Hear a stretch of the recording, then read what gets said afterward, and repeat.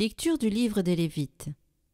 Le Seigneur parla à Moïse et à son frère Aaron et leur dit : Quand un homme aura sur la peau une tumeur, une inflammation ou une pustule, qui soit une tache de lèpre, on l'amènera au prêtre Aaron ou à l'un des prêtres ses fils. Le lépreux atteint d'une tache portera des vêtements déchirés et les cheveux en désordre. Il se couvrira le haut du visage jusqu'aux lèvres, et il criera : Impur, impur. Tant qu'il gardera cette tache, il sera vraiment impur. C'est pourquoi il habitera à l'écart. Son habitation sera hors du camp.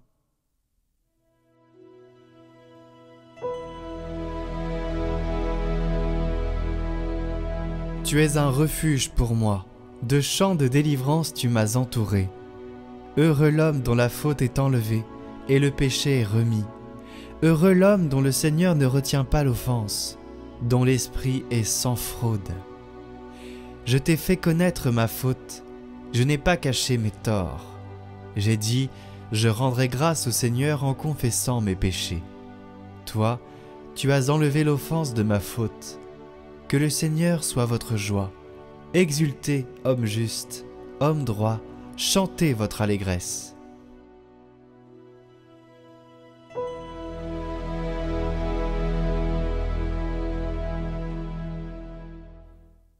Lecture de la première lettre de saint Paul apôtre aux Corinthiens. Frères, tout ce que vous faites, manger, boire ou toute autre action, faites-le pour la gloire de Dieu. Ne soyez un obstacle pour personne, ni pour les Juifs, ni pour les païens, ni pour l'Église de Dieu. Ainsi, moi-même, en toutes circonstances, je tâche de m'adapter à tout le monde, sans chercher mon intérêt personnel, mais celui de la multitude des hommes, pour qu'ils soient sauvés. Imitez-moi, comme moi aussi j'imite le Christ.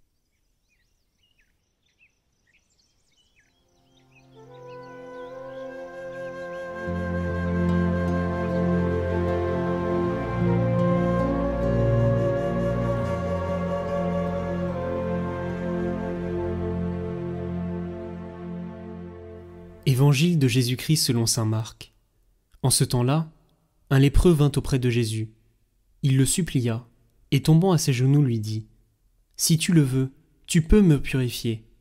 Saisi de compassion, Jésus étendit la main, le toucha et lui dit : Je le veux, sois purifié. À l'instant même, la lèpre le quitta, et il fut purifié. Avec fermeté, Jésus le renvoya aussitôt en lui disant : Attention, ne dis rien à personne, mais va te montrer au prêtre, et donne pour ta purification ce que Moïse a prescrit dans la loi. Cela sera pour les gens un témoignage. Une fois parti, cet homme se mit à proclamer et à répandre la nouvelle, de sorte que Jésus ne pouvait plus entrer ouvertement dans une ville, mais restait à l'écart, dans des endroits déserts. De partout, cependant, on venait à lui.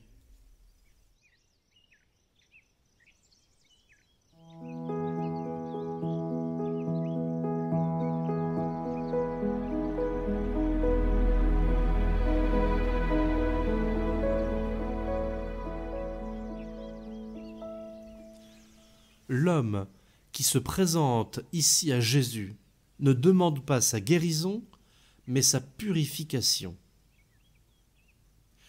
C'est une scène unique en son genre pour cela. Notons le détail. L'homme est atteint de lèpre. Sur cette maladie, impureté, il y a une importante législation dans la loi de Moïse. Le livre du Lévitique a 2 longs chapitres qui lui sont consacrés. Nous en avons entendu un petit extrait en première lecture, mais pour bien comprendre l'évangile d'aujourd'hui, dans son contexte juif du 1er siècle de notre ère, il est utile d'aller regarder de près ces chapitres en leur ensemble. Dans le Lévitique, donc, 3 cas de lèpre sont envisagés. Sur l'homme, sur le vêtement et sur la maison, car la lèpre rend impur tout ce qu'elle touche. Y a-t-il symbole plus expressif du péché originel qui contamine l'homme et la création. Les règles d'isolement ont pour but d'éviter la contagion du mal, de cette maladie conçue comme conséquence du péché originel. Car le péché abîme tout, pose son empreinte mortifère sur tout ce qu'il touche. La loi de Moïse détaille ensuite les procédures pour la purification des différentes formes de lèpre, puis les sacrifices à offrir pour leur expiation. Ce n'est pas le rituel qui produit la guérison, elle est donnée par Dieu directement.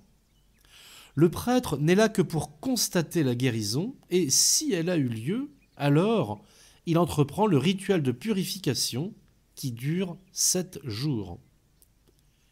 Et au 8e jour vient l'offrande des sacrifices, l'expiation.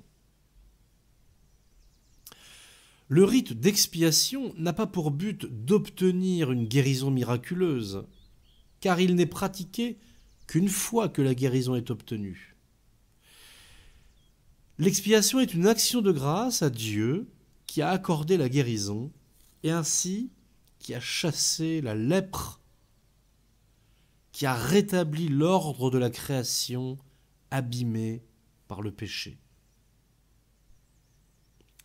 Et tout ce rituel du chapitre 14 du Lévitique sur le lépreux est le symbole de la purification du péché dans l'homme. Et c'est une véritable recréation.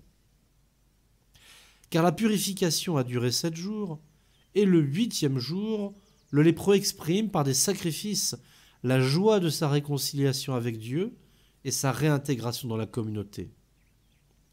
De même que la création a duré 7 jours, et que le monde a commencé à vivre le 8e, ainsi, cette expiation de la lèpre au 8e jour est la nouvelle création.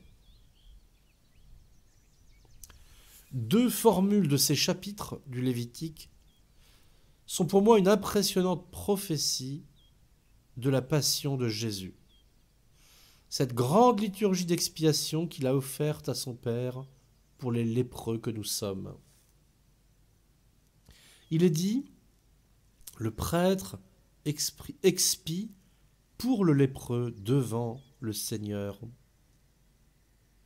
Et encore, il répand le sang de la victime de réparation.